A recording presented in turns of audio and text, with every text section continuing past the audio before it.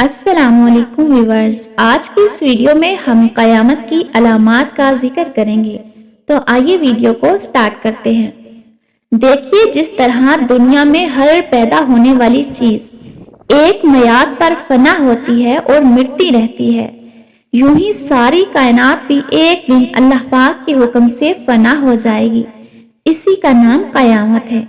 مگر دنیا کے فنا ہونے سے پہلے چند نشانیاں ظاہر ہوں گی، جن کا ذکر آج ہم اپنی اس ویڈیو میں کریں گے۔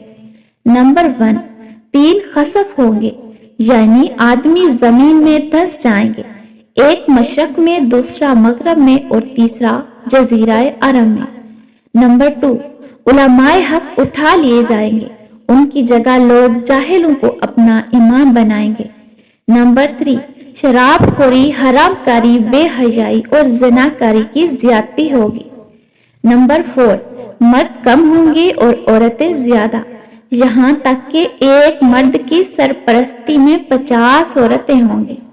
نمبر 5، اس بڑے دجال کے علاوہ 30 دجال اور ہوں گے، وہ سب نبوت کا دعویٰ کریں گے۔ مال کی کثرت ہوگی، زمین اپنے دفینے اور خزانے اگل دے گی۔ دین پر قائم رہنا اتنا مشکل ہوگا جیسے کہ مٹھی میں انگارہ۔ وقت میں برکت نہ ہوگی، یعنی بہت جلد ہمارا وقت گزرتا جائے گا۔